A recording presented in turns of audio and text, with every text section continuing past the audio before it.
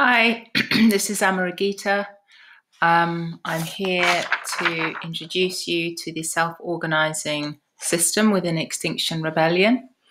And it's particularly for those of you who are interested in creating or participating in a working group. So we've chosen to be decentralized, and rather than working as a traditional hierarchy, to adopt holocratic principles.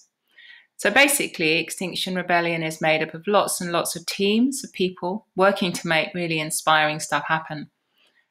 Sometimes the teams are called working groups or circles, and they're basically all teams. So how do these teams work together without a layer or layers of management?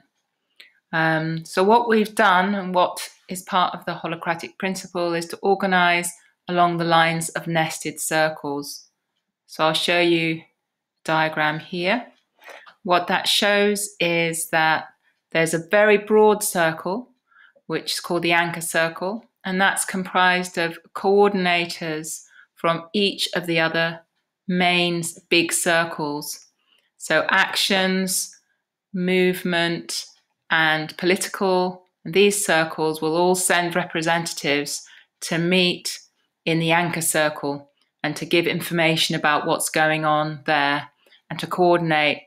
And then each of the smaller circles within those big circles will send representatives, their coordinators, to the action circle, the movement circle, and the political circle.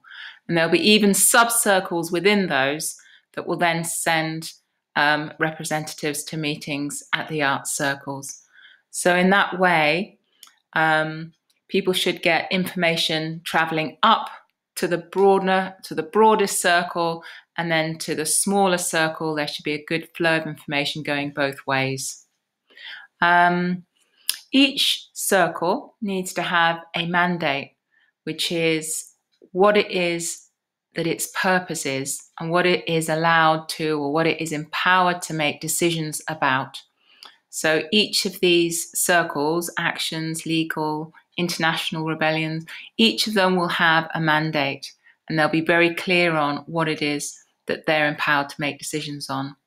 So as well as mandates, what each team needs is to be clear about the different roles that are needed to fulfill that mandate.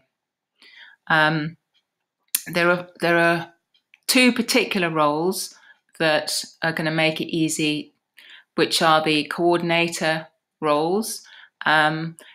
We've got an internal coordinator, and that coordinator makes sure that within the internal circle, there is good information flow.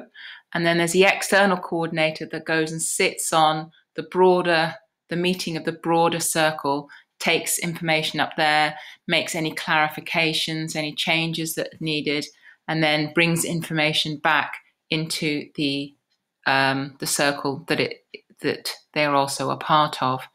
So there's external coordinator, internal coordinator. We've got also, if there are enough people, it'd be great to have someone who's focusing on a regen advocate and a internal communication that makes sure that each of these circles has an email, and that their emails are getting received and they're getting sent to the appropriate people. So in the team that I'm a part of, which is Self-Organizing Systems team, we've got a spreadsheet here. And that just shows you a little bit about, that's our mandate. Oops, no, it's not. This one is. Here's our mandate, and here are the different roles that are good to have, called template roles, and who's holding them.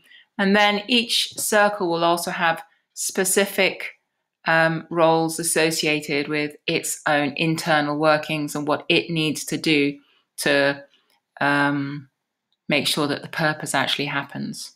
So here we've got some of ours.